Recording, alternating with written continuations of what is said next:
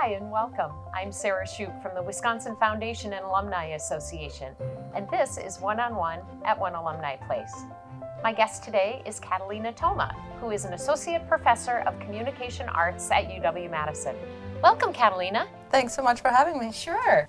You study social and psychological implications of social media, including online dating sites, social networking sites, and using mobile technology.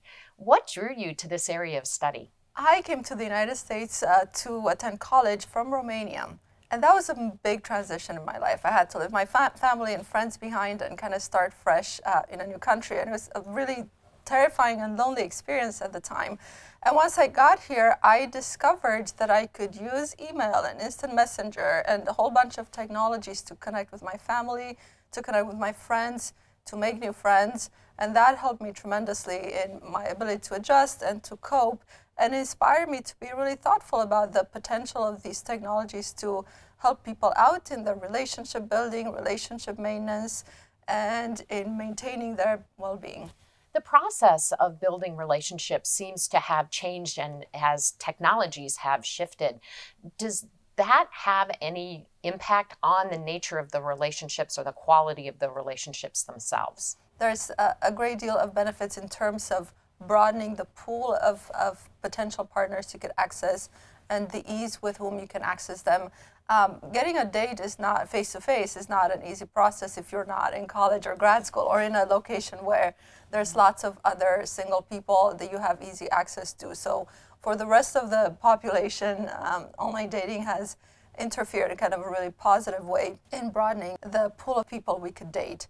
That being said, online dating is kind of a misnomer. The dating part doesn't happen online usually. The dating tends to happen face-to-face. The online portal is just a platform for introducing people to one another. So it might have changed the people we connect with, but the relationship still needs to be negotiated in a face-to-face setting. Now, you have done research on honesty and social media. Tell us a little bit about some of the insights that you've learned from your research. We set up a lab in New York City and we invited online daters to the lab. We didn't tell them it was a study about deception because that would have maybe terrified some of the liars. We didn't want them to select themselves out of the pool. And once they got to the lab, we put them on a scale to measure their weight. We recorded their age from their driver's licenses. We took photographs of them in the lab. We used the scale to measure their height. And we even tried to get access to their income information. That was a little bit harder, and we failed. So we got all this wealth of pretty objectively measured information. What we found is that the pattern of deception in online dating profiles tend to be one of small but frequent and strategically placed lies, which was actually not dissimilar with the types of deception we see in traditional dating, in bars, in newspaper advertisements, and other venues for meeting people. We found that the daters took advantage of the opportunities for embellishment afforded by the online platform. So women presented themselves as thinner, men didn't. Men presented themselves as taller, women didn't. Women presented themselves as more attractive in their photographs and also posted older photographs of themselves, so photographs that presented a younger version of self. Men didn't so much. So these are kind of well-known patterns of deception in dating where people lie to meet the preferences of their target audience.